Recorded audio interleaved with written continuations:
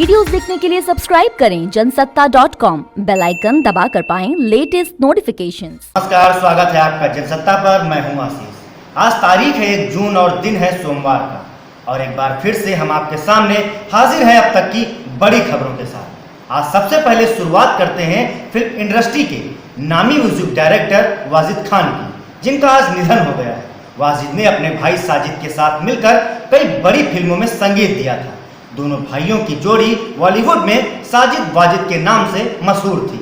वाजिद के निधन की वजह उनकी किडनी में समस्या बताई जा रही है, लेकिन खबरों की माने तो किडनी के इलाज के दौरान उनका टेस्ट किया गया तो उनकी रिपोर्ट में कोरोना पॉजिटिव आया था। एक हफ्ते से वह कोरोना पॉजिटिव थे। उनके निधन से बॉलीवुड में शोक की लहर दौड़ गई। वहीं कोरोना संकट के बीच आज देश नई शुरुआत करने जा रहा है। 24 मार्च से जारी लॉकडाउन के बीच आज 5वें चरण की शुरुआत हो चुकी है। इसे लॉकडाउन नहीं, अनलॉक 1 का नाम दिया गया है। इसके तहत कई तरह की छूट होगी, आज से देश भर में लागू हो जाएंगी। लॉकडाउन की सख्ती सिर्फ कोरोना से प्रभावित कंटेनमेंट जोन तक ही अब सीमित रह जाएगी। हालांकि केंद्र ने भले ही गाइडलाइंस में काफी छूट देने का ऐलान किया हो, लेकिन अंतिम फैसला राज्य और जिला स्तर पर ही होना है। राज्य ने अपने अपने हिसाब से लॉकडाउन के नए नियम बनाए हैं। यूपी में सभी सरकारी ऑफिस खोल दिए गए हैं, लेकिन 3 शिफ्टें चलेंगी, 9 से 5, 10 से 6 और 11 से 7। इसके अलावा नोएडा दिल्ली बॉर्डर अब नहीं खुलेगा। प्रशासन ने कहा कि हमारे 42% मरीज दिल्ली से ही आए हैं, ऐसे में बॉर्डर खोलना अभी सही नहीं होगा। इन सब के बीच आज से 200 नई ट्रेनें रेलवे चलाने जा रहा है। कुल मिलाकर 230 ट्रेनें यात्रियों के लिए 1 जून से चलनी शुरू हो जाएंगी। इससे पहले 12 मई से 15 जोड़ी राजधानी टाइप की स्पेशल ट्रेनें चल रही थी। 1 जून से जो ट्रेनें चलेंगी वो सभी मेल और एक्सप्रेस हैं, और इन नियमित ट्रेनों को उनके टाइम टेबल के हिसाब से चलाया जाएगा। इस बीच खबर तो ये भी है कि उत्तराखंड के कैबिनेट मंत्री सतपाल महाराज कोरोना पॉजिटिव पाए गए हैं। इससे पहले उनकी पत्नी और पूर्व मंत्री अमृता रावत की भी कोरोना रिपोर्ट पॉजिटिव आई थी। सतपाल महाराज के आवास पर काम करने वाले करीब 17 लोगों की रिपोर्ट भी पॉजिटिव आने की खबर है। बताया जा रहा है कि एक दिन पहले ही सतपाल महाराज कैबिनेट बैठक में भी शामिल हुए थे। वहीं दिल्ली स्थित पाकिस्तानी उच्चायोग के 2 अफसरों को जासूसी करने के आरोप में पकड़ा गया है। दोनों पाकिस्तान हाई कमीशन के वीजा सेक्शंस में काम करते थे। फिलहाल भारत सरकार ने दोनों को पर्सन नॉन ग्रेटा घोषित कर 24 घंटे के अंदर भारत छोड़ने का आदेश दे दिया है। उधर चीन और भारत के बीच सीमा विवाद लगातार गहराता जा रहा है।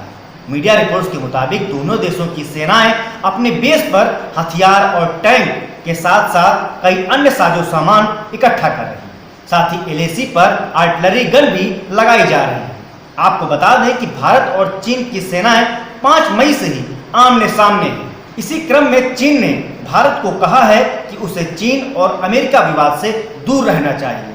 चीन ने भारत को सतर्क रहने की सलाह देते हुए कहा कि इसमें दखल देने से आपका नुकसान हो सकता है।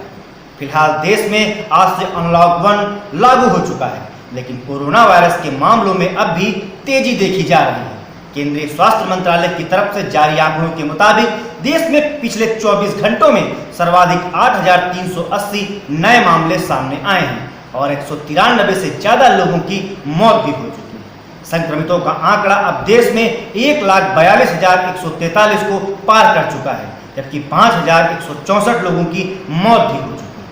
वहीं कोरोना संकट काल में अमेरिका में हालात बेहद खराब हैं। जॉर्ज फ्लॉयड की पुलिस कस्टडी में हुई मौत के बाद भड़की हिंसा की आंच ने धीरे धीरे अमेरिका को अपनी आगोश में ले लिया है, लेकिन अब इसकी आंच व्हाइट हाउस तक पहुंच चुकी है। खबर है कि पत्थरबाजी के बाद राष्ट्रपति डोनाल्ड ट्रंप को किसी सुरक्षित बंकर नुमा जगह में ले जाया गया है। साथ ही वाशिंगटन, न्यूयॉर्क, न्यू जर्सी समेत अमेरिका के दर्जनों शहरों में कर्फ्यू लगा दिया गया है। साथ ही कई जगहों पर स्पेशल फोर्सेस को भी उतारना पड़ा है। हालांकि ट्रंप ने जॉर्ज की मौत पर दुख जताया और इसे त्रासदी करार दिया है। साथ ही उन्होंने लोगों से शांति बनाए रखने की भी अपील की थी, लेकिन हालात हैं कि संभलने का नाम नहीं ले रहे। अब बात कर लेते हैं मौसम की। दिल्ली समेत उत्तर भारत के अनेक राज्यों में रविवार को हल्की बारिश उत्तर भारत के अनेक राज्यों में रविवार को हल्की से मध्यम बारिश हुई, जिससे लू से राहत मिलने के आसार हैं। मौसम विभाग ने कहा है कि आज या कल केरल में मानसून दस्तक दे सकता है, जिसके बाद गर्मी से पूरी तरह से राहत मिल जाएगी। उधर मौसम विभाग ने महाराष्ट्र और गुजरात में तूफान की आशंका भी जताई है। मौसम विभाग के मुताबिक अरब सागर और लक्षद्वीप पर कम दबाव का क्षेत्र बना है, जो आगे बढ़ते हुए चक्रवात में बदल रहा है। यह अगले हफ्ते महाराष्ट्र और गुजरात के तटीय इलाकों तक पहुंच सकता है। इसे देखते हुए मौसम विभाग ने 4 जून को महाराष्ट्र और गुजरात के तटवर्ती क्षेत्रों में रेड अलर्ट जारी कर दिया है। आपको बता दें कि इससे पहले अम्फान तूफान ने पश्चिम बंगाल और उड़ीसा में भारी तबाही मचाई थी, जिसके बाद अब इस चक्रवात की आहट से प्रदेश में चिंता की लकीरें खिंच गई। तो ये थी अब तक की बड़ी खबरें। आपको हमारी यह रिपोर्ट कैसी लगी हमें बताएं कमेंट बॉक्स में। साथ ही साथ देश और दुनिया से जुड़ी हर खबर के लिए बने रहें जनसत्ता के साथ।